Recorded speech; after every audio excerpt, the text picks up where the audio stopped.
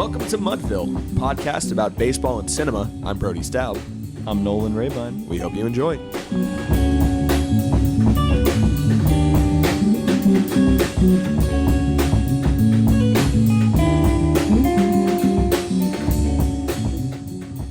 Working at a school, which, by the way, the protagonists of allegedly here. allegedly the kids found found the podcast. Guys, if you're listening now, so if you hear this and you come up to me and say the phrase Boston Johnny, I'll give you $2.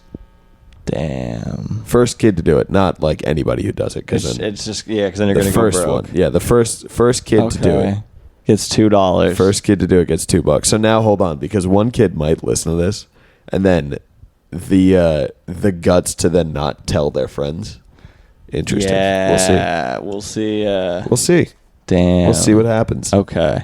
If you come up to me and say the phrase Boston Johnny, I'll give you $2. Boston Johnny. Boston Johnny. All right. Okay. All right.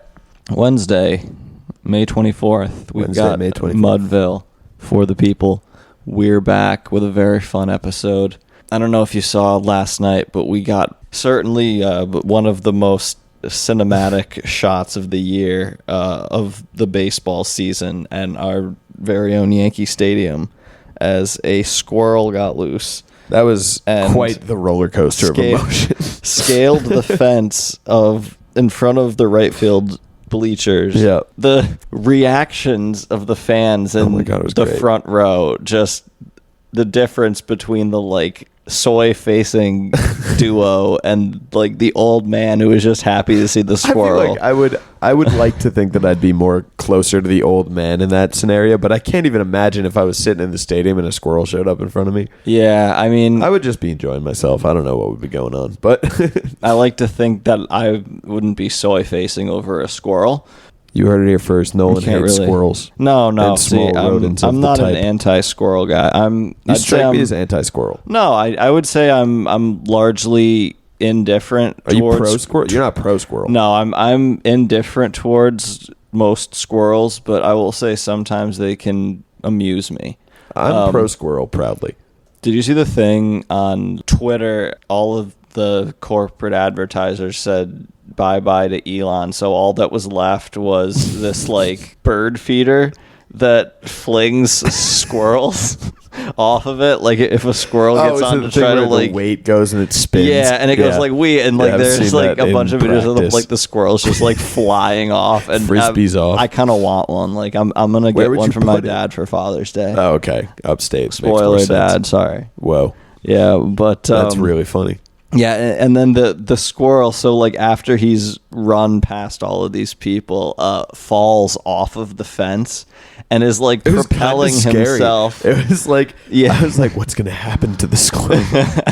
He goes flying. His little Flopped. squirrel arms and legs are flying all over the place, and he tried to lands in stretch right himself field. out and take off. Which it didn't really go great for the squirrel. Yeah. Although I was worried. I thought he broke his little squirrel wrist or something. I don't know.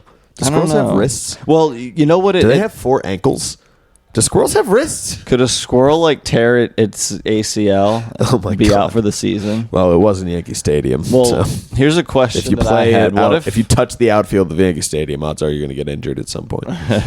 Well, here's a question I had. Say there was a line drive wall Sure. scraper hits the squirrel. Oh, it hit the squirrel. And- is the squirrel and- fair play? Ricochets back. Squirrel goes over the fence. Ball hits the squirrel. Okay. Squirrel goes over the fence. Squirrel goes Ball into the crowd. Goes back onto the field. Right. Into the fielder's glove. Right.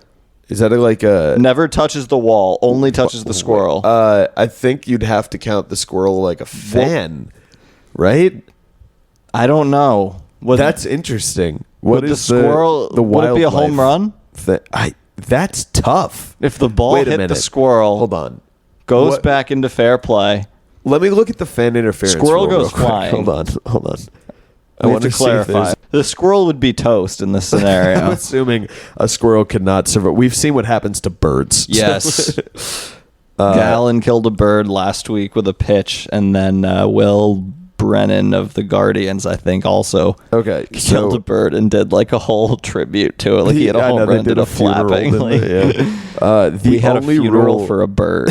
The only rule specifically refers to spectators. I So would say that a squirrel is not a spectator. There's no wildlife interference rule to that I can see. I don't know about what maybe in between play that makes sense, but I don't know. Like, wait, hold on. Maybe wildlife would it be a ground rule double? Maybe interference, like an automatic squirrel double. MLB. Let's see. So what happened? This is posted in sports.stackexchange.com/questions. So this is where you're getting the answers. Okay. So let's say baseball gets hit to the outfield before a player can get it. A bird swoops down and steals the ball That's and flies a great away. question. What did the rules say? What would happen? Also, what would happen if it occurred while still in midair before it hits the ground? There's only one answer. And he says, I've never heard of an animal removing a ball before. Well, that's not very fucking You're not helpful. really helping. All right, Jesus. Manual does suggest what should happen in the slightly more likely even case of answer? striking an animal. Wait a minute. If a batted or thrown ball strikes a bird in flight or other animal on the playing field, consider the ball alive and in play the same as if it had not been touched. So Wow. Okay, so then Wait, if a pitched it ball would be an strikes a out. bird in flight or other animal okay. on the playing field, the pitch is nullified. So that's only on the pitch. Oh, only on the pitch. Okay. So Randy Johnson's ball is dead. Right. This hypothetical homer is a homer. No, that would be an out. If it went back onto the playing but- field and into the fielder's glove, it would So then act the like it had squirrel- not been touched. The squirrel Because is it part of the would be- wall. Then If in the this squirrel scenario, is if the on squirrel the is where it wall, was, if the squirrel just happens to be on the wall, the squirrel gets fucking smoked by the ball. it's just absolutely, and just the ball cooked. ricochets down into the fielder's glove, that would be an out. I think That's it would crazy. be. That's nuts. Wow, you learn something new You every learn day. something new. Well, Also, baseball, you see something new every time you watch a game, so you never know. It's Keep an very eye out true. for- It's nice to get some of the squirrel talk out of the way because here on Mudville, we need to address some corporate fuckery that has gone down all Are over. you referring? I'm referring to a lot of different things. That could be so many I'm things. referring to so many things. First of all, did you see the fucking bullshit with the Dodgers? No. Wait, So, what was the Dodgers bullshit? With their Pride Night, Okay.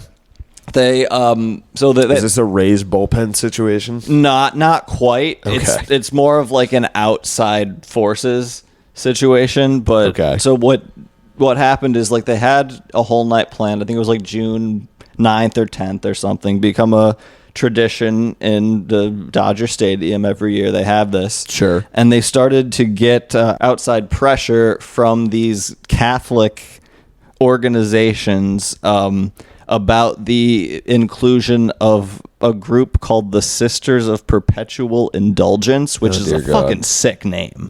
Like, I didn't know who these people were. That's that an goes awesome name. hard as shit. Yeah, I'm so into that. I would love That to sounds see. like something that would be at my school. That's That would be harder like the than- governing board. The Catholics haven't put out anything that hard since like the fucking cathedrals. No, the hardest thing that the Catholics ever put Michelangelo out was the during. Sistine Chapel. This is going to be a was quick. that them? Yeah, it was. Yeah, that's them. Who else would it be? Anyway, I don't know. The hardest thing that anybody I wanna make Catholic sure I has ever wasn't done wrong. is when during the Black Death, the Pope sat in a circle of fire, and that's just like all the time. It's like a thing. I think it was Pope Urban II. Don't ask me why I know that. Yeah, well, they're I don't not, know that for nothing, but that happened. Well, they're not burning in fires anymore. They're crying about They woke weren't. toasters. He wasn't burning. Oh, okay. It was. Yeah, he, no, he of sat course in a not. He was circle all of fire. talk. No, he burned everybody else. Oh, It was- yeah. I don't know if that was him, but like a true Catholic, he Like, burned everybody just else. something and I then don't made like, it about burn 'em. him. burn him. But Jesus. Pope Urban. We Oh, just wait, one lost of them? all of our Catholic listeners. Sorry, Dude. guys. That's like some actually, of I'm the new not ones that that sorry. I got. But yeah, and the complaint was because this group, the sisters, like they use like Catholic nun like imagery, but in a queer context. Like Okay. I don't really know what it is, but Jesus is pretty ripped always, so that's already you're like halfway there. it like offended a bunch of the worst people in the country, including Senator Marco Rubio from Florida, which Oh. if you're wondering if Los Angeles is in Florida, it's not. I didn't know that. So Thank you for clarifying. Marco Rubio, shut the fuck up. But anyway, Did Ron DeSantis have anything to say about it? probably no. He's too busy launching his presidential Just campaign. like slobbering all over the knob Yeah. of the worst people in the country. Exactly. But the Dodgers did end up inviting them back, and like the group said that they accepted the apology after they made this announcement, and then everyone else was like, wait a minute, why are you catering to these awful people who you will never appease anyway, because all that they want is to get rid of Pride Night and, you know, amidst this entire wave of anti-trans legislation that naturally. Not to are you going to go back to the Black plague? Okay. Yeah, no, go ahead. Just real quick. I was just reading about this. I was trying to find the thing about the Circle of Fire to see if I was right or if I'd misremember that.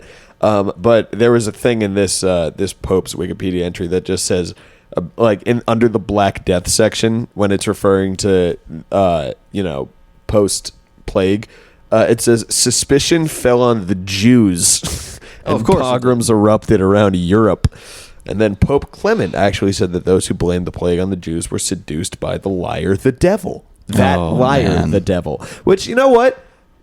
I'm pro Pope Clement. He had some good stuff to say. I don't know, man. Jews. I don't know if you want to say that. I feel like we're gonna find out some bad shit about. I should Pope probably Clement. stop reading now and just let him have his moment. Yeah, it's gonna be a milkshake dog Pope situation.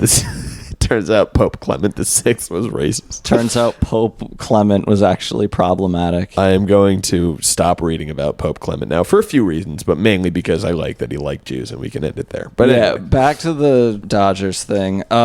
It just really sucks to respond to an ounce of backlash from a bunch of fascists like that to just cave to exactly what they want. Yep. Because they're not going to stop there. They're going to keep going until the event is canceled. Of course. They don't want one thing. Books are burned. Yeah. And I'm so fucking sick of these piss babies being taken at face value. It's just what they do is complain. They live in these 48-hour rage cycles that are induced by cable news on whatever the newest woke product is, because that's their new buzzword. Yep. And then they go on this targeted campaign which corporations can either ignore and then just go back to business as usual because these people don't matter and they don't remember anything for more than 3 days. No, not until Newsmax tells them what the next thing that they're mad at is. Yeah, or they can do what the Dodgers and also Target and Bud Light have done this week, which is to cater to what has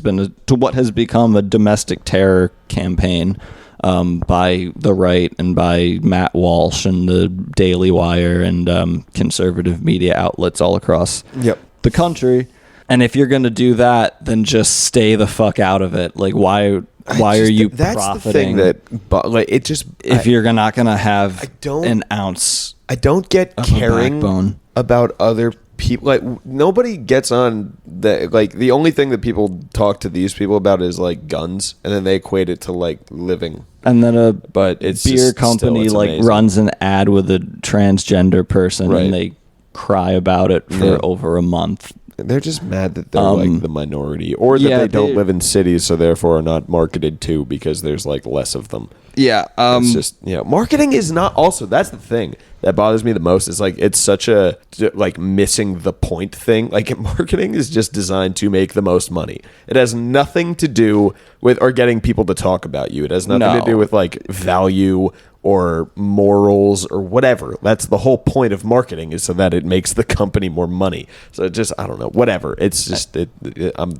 over it. Yeah, no, and the point of the Dodgers uninviting these people was because they thought it was going to cost them money, and then the reason for inviting them back was because they thought that was going to cost them money, and now everybody's just angry at the Dodgers. Oh my God. And that yawn was both honest and sarcastic. And they've turned what was supposed to be a fun night into just kind of a wet fart. Yep. So well said. Yep. And that have a spine, the corporations. What's next? Not just them.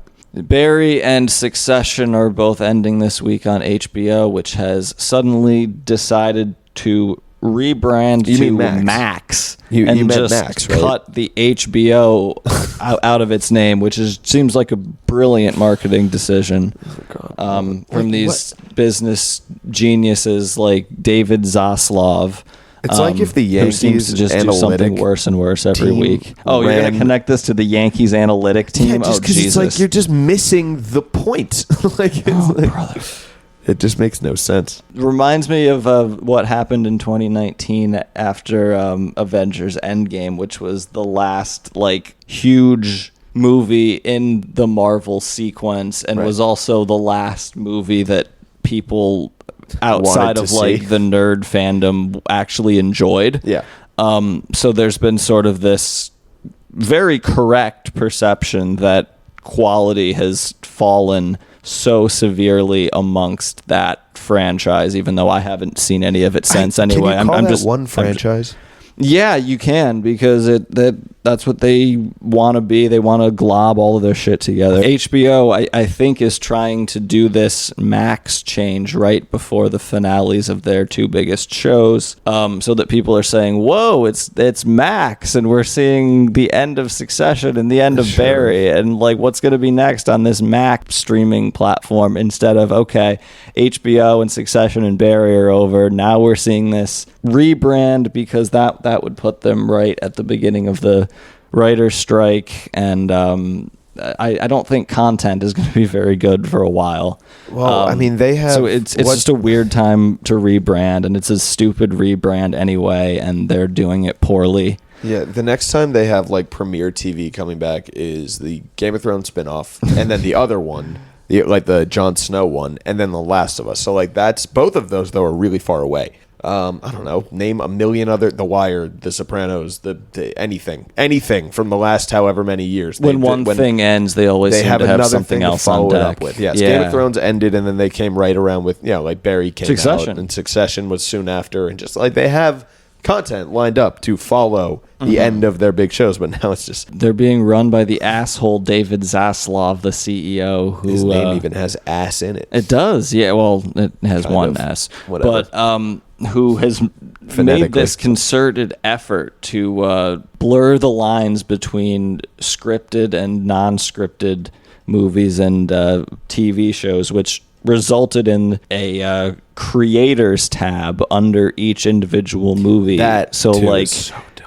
So like Raging Bull, for example, had the creators tab of like Martin Scorsese, Irvin Winkler, and like, all the Sure. other producers and People everything else.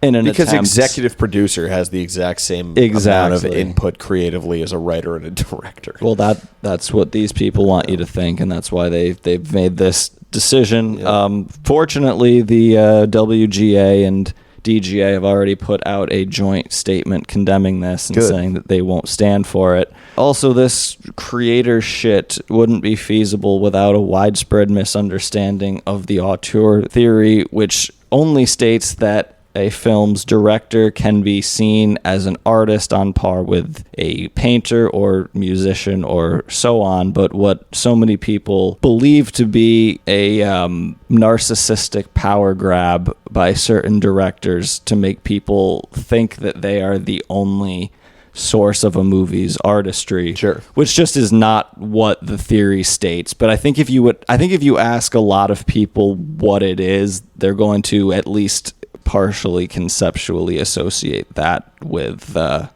narcissism and male rage in many cases. And that's kind of sad. I wish that there was a better understanding of this, because it's being exploited by corporate CEOs to make it seem like they are creatives, which they aren't. Well, we've got a really fun episode for you today, and we watched a really fun movie this week. We watched Boston Johnny, the new effort from Motern Media's Matt Farley and Charlie Roxburgh, the team that have produced a slew of recent films like Heard She Got Married, Magic Spot, Metal Detector Maniac, as well as some classics like Don't Let the River Beast Get You, and the documentary fiction hybrid Local Legends, which we would brand new. absolutely recommend. But before we get into that, we've got a little bit of baseball in the past week. Starting with the Yankees, who are rolling. They are rolling red hot. They swept the Cincinnati Reds. They came back. Had to. Yeah, absolutely. They came back last night from a 4-0 deficit against the Baltimore Orioles to win it 6-5 in extras. Aaron Judge hit the home run in the 9th inning to force extras, and then Anthony Volpe got his first career walk-off. Since returning from the injured list, which was May 7th, I believe was his first game back, 13 games, Aaron Judge has a 264 WRC+, plus, which is leading the league in that span with 8 homers, 19 RBIs, again, in 13 games. And, he's hitting 367, slugging almost 1,000, a WOBA up over 550, and already put up 1.4 WAR in 13 games. Nolan Gorman also on a absolute Nolan heater. Gorman is a beast. He's been on Do you want fire. to read some stats? Sure. Nolan Gorman also a 242 WRC plus over the last about 14, 15 games. Absolutely hitting the crap out of the ball. Also hitting 367, 6 homers, ton of RBIs, ton of slugging.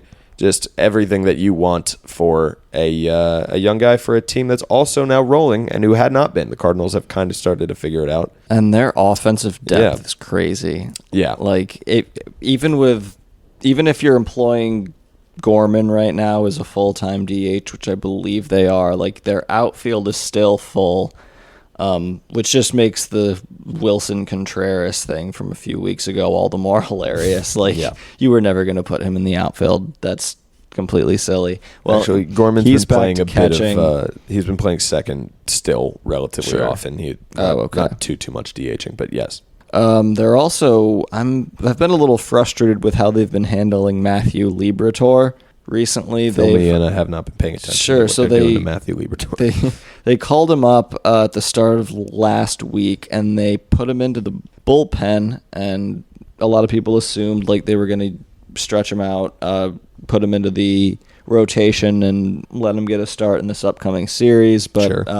Ali Marmol said that they weren't going to do that, and that they couldn't like take somebody out of What is his deal? He's an idiot. But they ended up throwing Steven Matz tonight, who gave up 4 runs in the first inning to the Cincinnati Reds. So, good thing you're not throwing one of your best pitchers out there, and instead you're continuing to throw Steven Matz, Jake Woodford, and a shell of Adam Wainwright. It cannot all be from him, right? Like so the marching not, orders but from the he's not front helping. office are not good either. No. Is what that has to be. I don't know. It doesn't make much sense. But yeah, the Cardinals, by the way, have only lost like 4 out of their last 16 games ish. So they're either way, the bad blow up start aside, they've been on a tear. It was a tough week for the Toronto Blue Jays, who, after losing 3 out of 4 to the Yankees, they also got swept by the Baltimore Orioles. Love it. And then they lost the first game in Tampa Bay, and then last night beat the brakes off the Rays 20-1. That was now it's Unbelievable. starting a whole conversation in baseball about whether Position or not, players. Yeah. Once again, by the way, we've had this conversation how many times over the last few years as fans. Did you see Vladdy pimping a grand slam against like a position player? I didn't see that, but that's kind of lame. But also pimp like is a little unfair. He just whatever. like slammed his bat and did a little, whatever. Yeah. But That's like why not even swing something for to the get fences? upset about. It's just a I don't little. know. Whatever. I guess if they're going to give it to you, take it. It's just like it's a little pathetic and kind of exactly on the nose for this Blue Jays team, who has so much bark and not a lot of bite. Not much. Yeah. Whatever. They beat the piss out of a team 20-1 that has been great so far this season. So you can have your little praise for the day. Good job. But I don't know. Yeah. It happens to everybody. I'm not sure that you need to show anybody up if you hit a home run off Luke Raley. Just not really. Not helping your own image there, Blue Jays, which has been that of a petulant little team of kids who haven't won anything yet and act like they're the 99 Yankees. The So it just Astros doesn't are make back sense. to being on a roll. Nobody saw that coming. Absurd that you ever considered dancing on their graves in a past episode. By when I considered it, I just meant that I wanted to. I didn't mean that I was actually thinking that was going to be possible. Okay. Go back and listen to it. I didn't. I believe just said you. I wanted to. I said I was so tempted to because I wanted to. I knew better. I knew better then. I knew better now. No better now. That's good. But- The Texas Rangers #1 run differential in baseball for the first time all year. It's not the Rays. The AL West is looking pretty scary with those two teams at the top and the Angels on the cusp. Maybe the Mariners are the odd man out. It looks like it as of right now. I mean, the West is tougher than I think people were giving it credit to coming into the season, and mostly because of the Rangers being as good as they are right now. But the Angels are playing pretty good ball, and the Rangers are finding a way to make it happen with their reloaded rotation and roster. So Going into tonight's games, also the Mariners have been picking it up a little bit over the last couple. They're not scary yet, but they've been better than they had been. they're still about 500. Yeah, they're 24-24 as of right now. Okay. So by no means out of it, but in a very tough division and an exceptionally tough conference, it's going to be tough for them, for sure. Yeah, uphill battle. As it is every year because they're in the same division as the Houston Astros. So Yeah, and apparently if you want to win over there, you got to spend a lot of money. possibly elite Texas Rangers, maybe. I don't know. Looks like it as of right now. We'll see. The Mets are still looking a little bit goofy, but they did win some crazy games against the Rays and the Guardians last week. I think they had like 3 separate walk-offs there. They won like 5 games straight by 1 run. Or something like that. Super wild. Yeah, weird stuff. I mean, there's certainly a universe there where they lose all those games and Queens is like burning down right now. And we're in the one where they won all of them, and Mets fans are feeling good. So. Yeah, fun stuff. Good for the Mets. Why not? They had a fun doubleheader day where it was Scherzer and Verlander going back to back on the same day, which that's just fun for baseball. I mean, that's two amazing. dudes definitely going to the Hall of Fame, pitching on the same day for the same team. So fun stuff. Juan Soto's looking like himself again. He's finally stopped being too passive at the plate, He's hitting 350 over the last 15. driving the shit out of the ball. Yep. Finally picking it up in San Diego for the first time since getting that used to huge Cali. trade. But the Padres still aren't really winning. They are still, I believe they're still in 4th place in the NL West. In 4th place, they're 22-27 at current. They are behind the Giants at 24-25. D-backs at 29-21, which is very fun, and the Dodgers 31-20. Yeah, that division is going to be strange. I would be shocked if this looks anything like what the standings will be in September. I'd be very surprised. I still think the Padres have way, way too much talent to not come in at least 3rd in that division. It's nice to see that they're actually turning around. I'm rooting for them. I like the Padres. I like a lot of the guys on that team, and I just kind of find it hilarious that they just spent like $500 million and are in San Diego and are bad. Yeah. So it's We're still going to try to see him, I think, when they come to the stadium end of this week. That'd be nice. Yep. Mickey Moniak, a nice little resurgence there for the Angels. #1 draft pick back in 2016. Looked like a bust for a while with the Phillies, discovering new life up with the Angels. Hit 3 home runs last week. Still striking out a ton, so that's a little scary, but he's looking like a guy that can help maybe get a little pressure off of old Tungsten Armo Doyle. There's been a weird amount of games in the last couple of weeks where I've seen the Angels have Ohtani and Trout go like 0-for, and then they win. It's the opposite of the tungsten. Like they're anti-tungstening about as much as they are tungstening. So it's maybe it's hard to it's make turning them, around a little bit. Hard in to figure Los them Angeles. out. Yeah. Christopher Morel got called up, hit 9 home runs He's in his going first nuts. 12 Yeah. games. Really just loving to see that from him, a guy who was striking out at an absurd clip and who got sent down to AAA, started the year in the minors, tore it up, got called back up, and stayed just as hot. So you always like to see that. He's a real electric presence there in Chicago. Strikes out a lot, but he does. He's hitting like 400, so not going to complain about it. Similar with Mickey Moniak. Yep. Bobby Miller debuted for the Dodgers. He looked very strong against Atlanta. His stuff plus numbers are going crazy. I love Bobby Miller. Yeah, I mean, we'll see if that lasts or if those are maybe hot numbers just a little, but I don't think so. He's got great stuff. I am fading his teammate Gavin Stone a little bit. Sure. Gotten beat up a lot, relying too much on the changeup. Doesn't really have any other plus pitches, so that's a little worrisome. I think I've told this story before, but the first time I saw Bobby Miller pitch, it was spring training, I think in 2021, I want to say, because I know it was a long time ago. But he showed up. He had he just had like hair and necklace going, and he just looked like just an absolute baller. And then he was showing so much energy. He was going crazy. And I was like, who is this guy? It was like one of those, it was a performance where it's just like you have to appreciate what you're seeing. Like, I mean, again, this was a spring training start like 2 years ago, but it was just that dominant that it just catches your eye and it sticks with you. And I've been looking forward to seeing him do it in the big leagues for a few years now. So it's kind of fun to see. And he crunched the Braves a little bit. 5 innings pitched. He gave up, 1 run? So something like that, yeah. Not bad. We had quite a few superstars on top this weekend. Freddie Freeman, Aaron Judge, George Springer, Yordan Alvarez, all on the top of the offensive leaderboards, and Cedric Mullins. You can't escape him. Yeah. Neither can Zach Hampel. Okay. Last thing, just wanted to say, Anthony Rizzo is having a very underrated start to this season. Anthony Rizzo's on a tear. Want to read off his line? Yeah, in that same stretch, the last 15, 367, 6 homers. He's got a 440 on base, 218 WRC plus. And for this season, he's got 11 homers. He's hitting 310, which is very fun. People thought that his average would jump without the shift, but not this much. And he's almost got a 400 on base for the year. So got to shout out my first baseman. He's absolutely crushing it. Maybe it's a mental thing for him, not seeing the shift there, and he's just thinking, I just have to get a ball anywhere now. There's more places to put it. So it's working for him, whatever he's doing. Oh, yeah. It's fun to watch.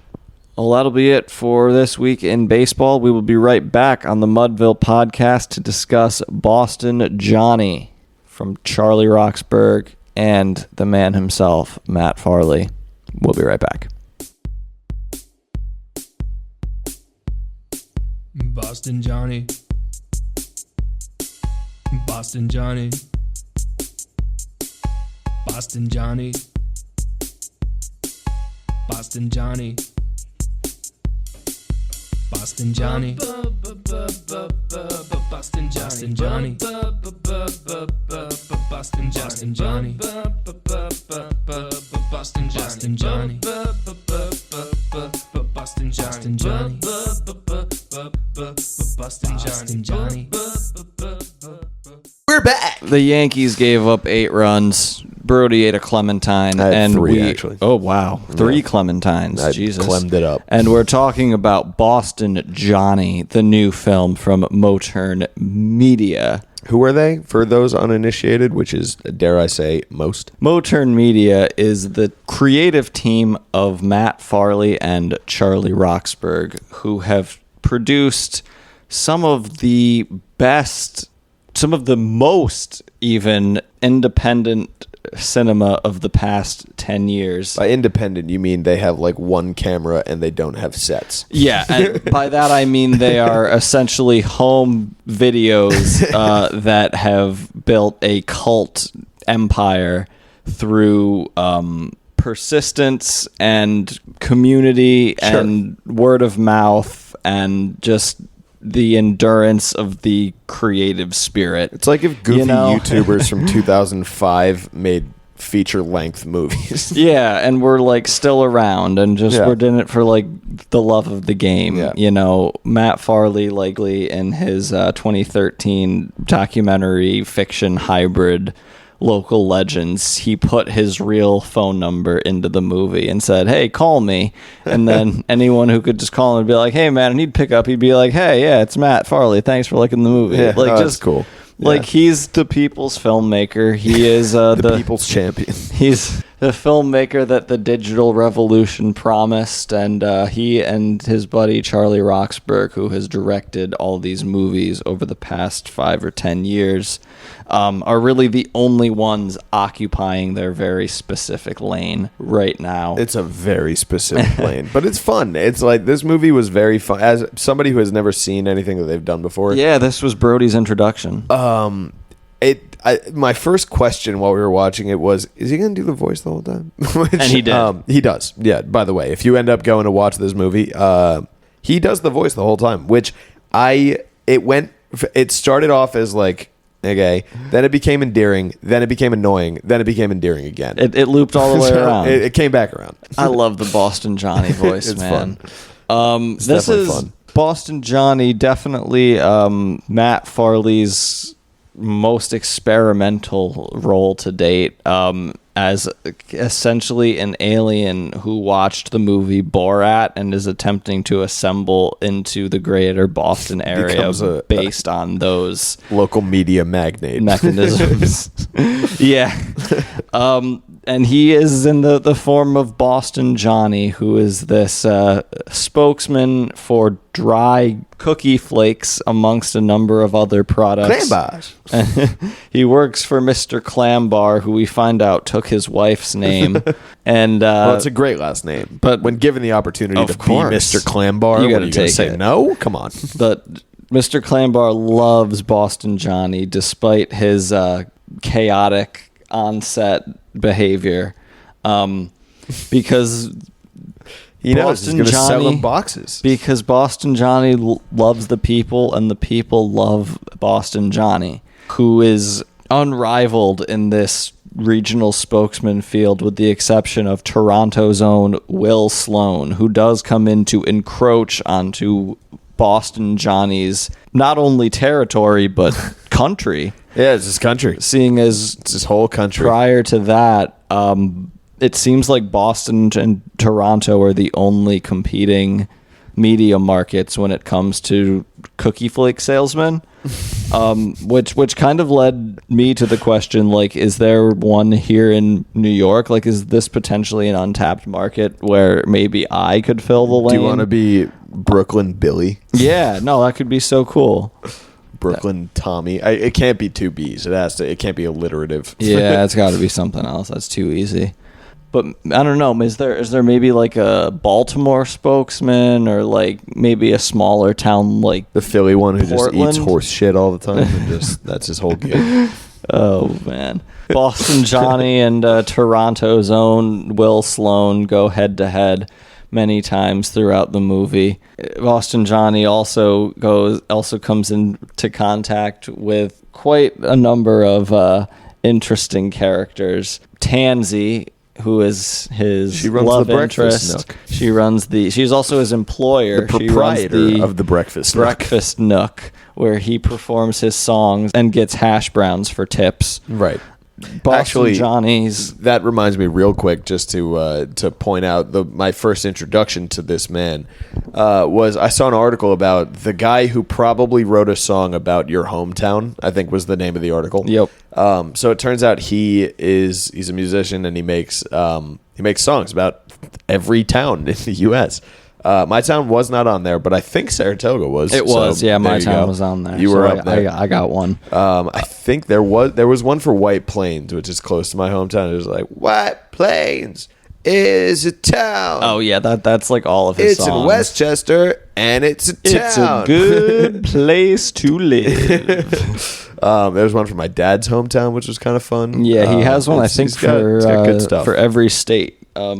He realized that There's his an album for every single state. his It has like 80 gag songs. songs were the only ones getting streams and providing revenue. So he said, if I increase this times 1,000, how much money could I make? And now it finances his films. It worked. So Apparently. really just one of the most inspirational self-made stories in modern The American guy's cinema. just like, I'm going to make stuff. Yeah, dude. Whatever it is, it'll be made. He has this hilarious relationship with his director Charlie, who's he's constantly stealing Charlie's girlfriends, or at least he was in high school, but he also has the potential to do it now at any time he wants. There's always this dynamic between the two where Boston Johnny could just steal Charlie's girlfriends at any point.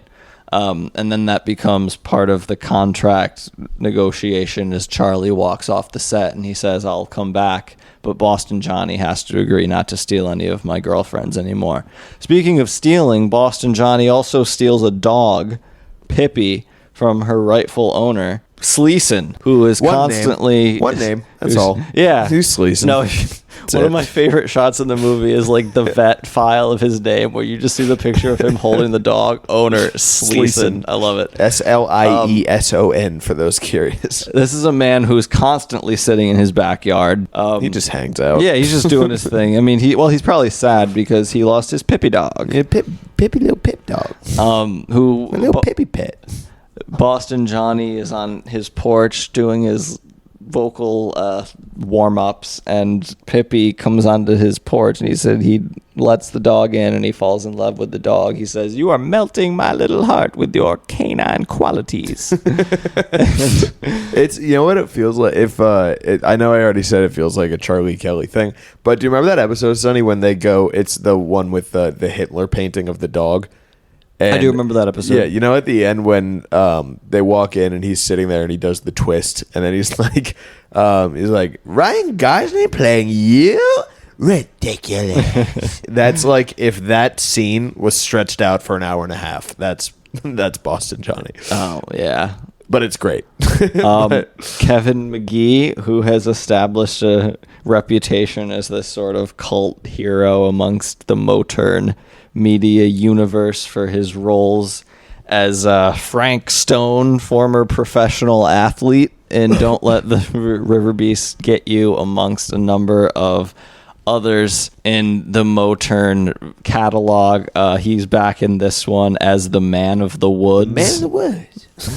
And whenever Boston Johnny's sad, he goes to get advice from the Man of the Woods. The Man of the Woods. He's That's gotta what I do do it. too, actually. No, of course. I think that's what most people do. I mean, I was just sort of assuming that when most people get sad, they go see the Man in the Woods. Yeah, I feel bad for anyone who doesn't have a Man in the Woods. It's necessary. It seems like Boston Johnny is constantly falling in and out of favor with the people of the region.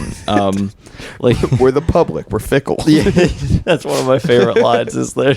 We're just like the rest of the public. We're fickle. They have an interview on one of the news stations, and he adopts the Pippi dog and tells the owner Sleason that he found Pippi dead by the river, but she died a hero. She was trying to save a little chipmunk. Chipmunk. I can't keep doing the voice. I'm sorry. It's fun. You know who he talks like? Who's that? The like ADR Chinese dog from Nathan For You. Oh my God! From is it the one with the So sorry I died. Yeah, so sorry I died. But I'm good now in heaven. It's all good. Yeah. My God. Wait, what was it? Was the one where it was if the kid's pet died, they made a tape. Yeah, they're right. Man. But Boston Johnny Tangent has aside. falling out with his director Charlie. He has multiple press conferences over the course of the film as well. He's got press conferences. We lead to a duel for Pippi's love. I don't want questions from bad reporters. I want good questions from good journalists. What do you think is the moral standing of stealing another man's dog? I'm not going to take that question. I was genuinely invested in Sleason getting his dog back by the end. I was like, dude, you got to give Sleason his dog back. Yeah. And I love that these movies make me care about stuff like that. Yeah, there's a lot of. You would kind of feel like maybe most people wouldn't be able to draw those emotions out of a movie like this, but these guys do a really great job of. It's just like I think it's the repetition and just, everybody feels important to the story in a way that like nothing feels important in this movie, but from a writing standpoint, there's such a sense of community and camaraderie amongst town, these and you get to know the characters people, and the filmmaking behind it too is so inherent to the appeal of these movies, where we can see like it's at its core, it's a guy having fun with his friends and with his family, and he's making these movies that he can have for the rest of his life, and that he can show to people and that people will like. And I find that to be very very heartwarming. Yeah, that's fun. The amount of times that you hear, Toronto's own Will Sloan, and I would like to do a count of how many times the phrase Boston Johnny is said in this film. Oh, dude, I watched it. I mean, it has to be like 400. I watched this movie last night when I found out that it came out. I did my first watch through, and then today I like skimmed through it again as I was like taking notes for this podcast. Yeah. And then tonight I watched it again with you. So I've now seen Boston Johnny like kind of 3 times in the past 24 hours. Oh dear God. I'd like to know how many times I've heard the name Boston That's Johnny. a lot of Johnny. Yeah, no, I've gotten my fill on this for a little, at least until the sequel to Matt Farley's Heard She Got Married. Sure. Which is titled Heard She Got Murdered. Whoa. Comes out Twist. soon. They had the Motern Media extravaganza in Massachusetts this past weekend where he premiered the movie, and it really sounds like it was just a blast, and I wish that I could have made it, and maybe I'll try to go to next year's event. Sure. If they have one. I also love the choice to make this movie, by the way, completely in black and white, which is hilarious. Because it makes, honestly, there are some shots that I was like, there's a scene with the man in the woods where like the guy's line delivery just feels like, it feels like you'd be flipping through channel. Like, do you remember TV Land, the channel? No, but that certainly rings a bell. Okay, it was the one that was in between Nickelodeon and like ESPN or Cartoon Network or something like that. So I always Probably remember not on my channels. But fair keep enough. going. Or in my house on my cable box or whatever. So it was like Nickelodeon was 33. I think like Cartoon Network was like 35 or something. ESPN was 36, and TV Land was 34. So I would always be like flipping through, and TV Land is like, it would just mostly show like Gunsmoke reruns or something, or like, you know, the Honeymooners or whatever, like TV from the 50s and 60s. And it was always some very like hardened man in black and white, and he's a cowboy. He'd be talking like this, and then you'd be on it for a second, and then you'd flip next to, you know, Cartoon Network or whatever. But I always just have a very specific image of like what was seen there, and it was, you know, very like still camera shot, not like very static shot of just, you know, this tough looking guy. And that there was a moment where I was like, this looks like something from a completely other decade, but what they're talking about is so ridiculous. It's like I think the style is just it makes it feel a lot more serious, which is kind of fun. There's a sense of intimacy to all of the Motern movies that just draws you in and makes you want to watch all of them. Like, it's just it's warm and it washes over you, and it's really nice. And I think these guys might be like the most, in addition to Matt Farley being the most prolific songwriter in the world, they might be the most prolific filmmakers right now, with like 5 movies or so over the past few years. Maybe a feature length, but it's like them and exactly, feature length. It's like them and like Hong Sang-soo maybe. Yes, Hong Sang-soo. Sure, yeah, I know you don't know who that is, but I think that might be about it. Do we have anything else to say about Boston Johnny? Worth a watch. Try to open your mind a little bit before you watch it. Go in knowing that it's kind of ridiculous and fun if you do. It's a lot of fun. I would recommend. Also. It's on Vimeo. I would recommend starting with local legends when you are accommodating yourself to the Farley Roxburgh universe. That one came out 10 years ago in 2013. Sure. And it kind of explains what Matt Farley does, and you know how he's able to do what he has done, and it's really nice. It's a really fun movie about making movies. I would recommend Don't Let the River Beast Get You. Heard She Got Married. This was the first one that I saw. I didn't know anything about them, and it's again, it takes a second to kind of like rewire your brain while you're watching it, just real quick, just because it's like, you haven't really seen anything like it, so it just Yeah. takes a second. I'm a huge fan of then when you're in it, it's Metal fun. Detector Maniac. You get into it, yeah. So I just absolutely recommend watching everything that these guys have done. It's all available on Vimeo. Well worth the price of rental. Also have to shout out the Important Cinema Club podcast, which is where I first discovered these guys, is from the extensive work that they've done. They've literally written the book on these guys. Yeah, that's been it. This has been the Mudville podcast. Thank you so much for tuning in. We hope you guys enjoyed our commentary on Boston Johnny. Be sure to rate us 5 stars. Go find us on Twitter at Mudville Pod. You can find me at Duck in the Coil, and you can find me at Board Guy 23, BORDGY 23. This has been Mudville. I've been Nolan Rabine. I've been Brody Staub. Thank you very much. Catch Goodbye. you guys next week.